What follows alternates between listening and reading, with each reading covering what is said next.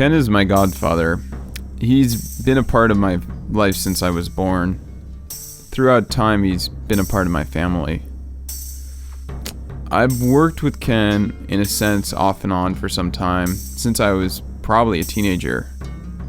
At one point, Ken, who loves stuff in general and objects, would bring me things that he'd found, and I would have to figure out how to build bases or mount these artifacts to be displayed and sold.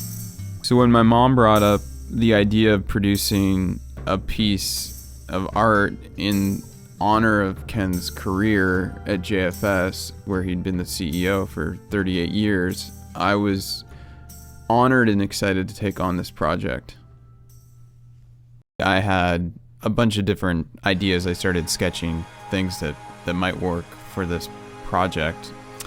And in the design phase, you always have things that could work and might not work. Eventually, I came to this idea of taking 3 cones and flipping and flopping the cones to kind of create like a scroll-like piece of work. And then taking my drawing style, I decided I would immerse it into this form. I wanted to work with Ken to figure out a quote. Eventually, Ken came up with the quote, Halev mativ leraot min ha'ayin, which means the heart sees more than the eye. The way I draw is basically an evolution of an ongoing idea and process that I'm always working with, which is the idea that things are connected.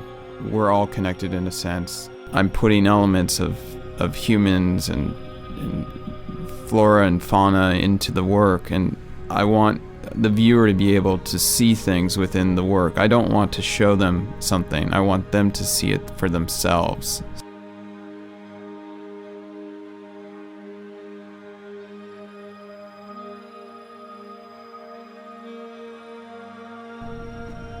Once I get a drawing created, I scan it into the computer, and then in the computer I need to change it basically from a pixelized scan to a vectorized drawing in the computer.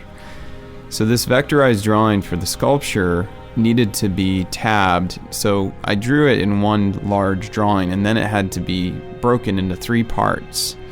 So each one of these 3 parts needed to be cut individually, because for the rolling process to feed the material into the machine, they needed to be separate because of the way the machine rolls the material.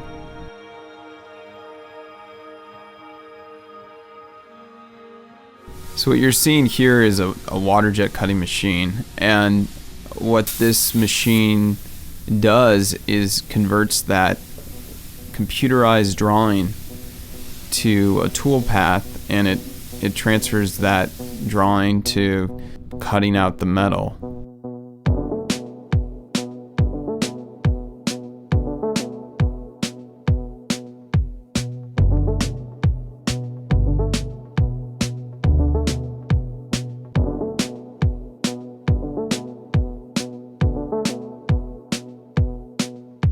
Once the pieces were cut, then I brought them to Seattle Boiler Works, and this is where the pieces are going to get rolled.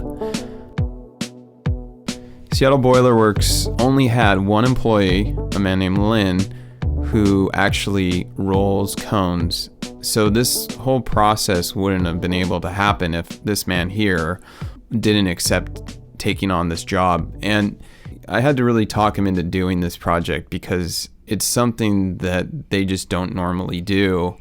And luckily, eventually he just took my blessing and said, just try it, you know. If it doesn't work, it doesn't work, but just give it your best. And he eventually came around and said, okay, we'll do it. It was a great experience to be able to work with this guy.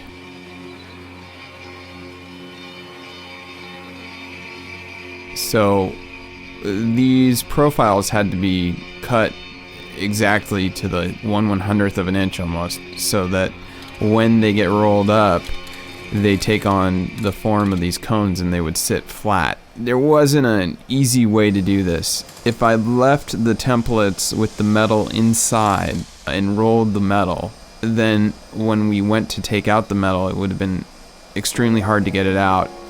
In doing it the way that we did it, with the metal removed, some of the metal moved around a little bit, but I was able to correct that later on in the process of this project.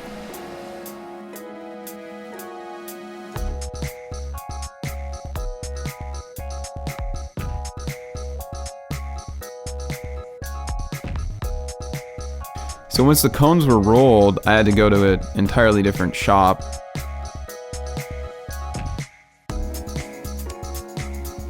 Denny Jensen is a fabricator that I've worked with probably since 2003 or 4.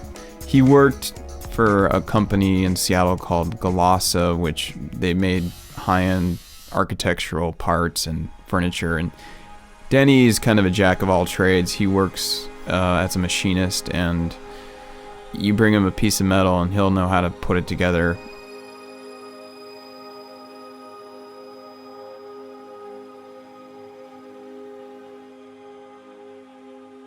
So in bringing 3 individual cones together that had these tabs placed on them, and the tabs were used to be able to roll the metal, so the machine could grab the metal to bring it into the rolling machine.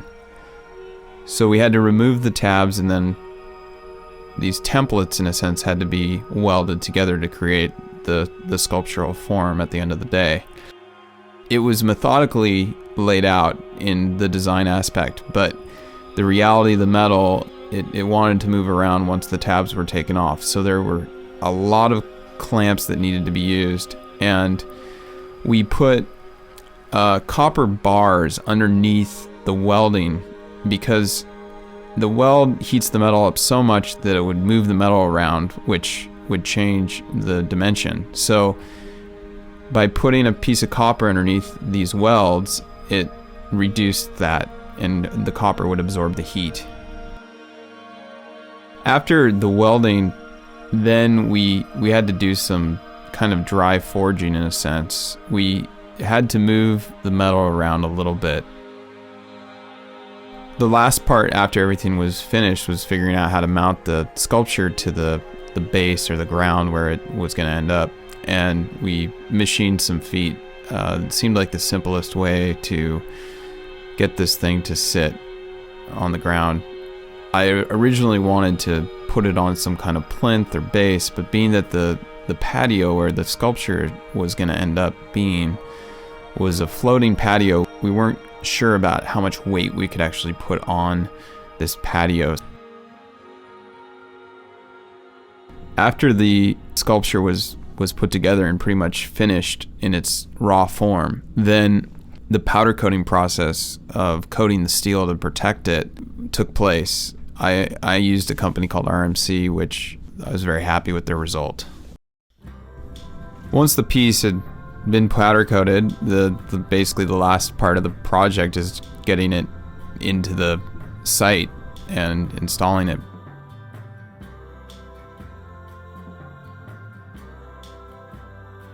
Seemed like the easiest way to do this was just with a bunch of guys hauling this thing around and placing it. And this company, Art Tech, it was just a pleasure to work with these guys.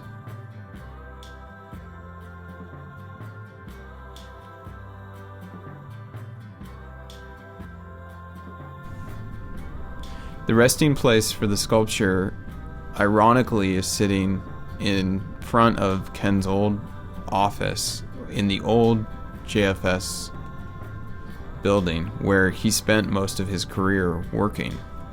This project took place over the course of a year, from the conceptual idea to the delivery of the piece.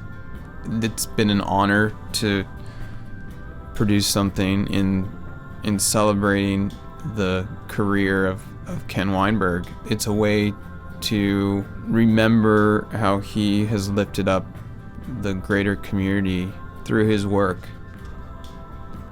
There are lots of ways that we look at other people, and very often we look at others through our brain. The brain is not the organ that tends to reach out and help people. It's the heart that does so.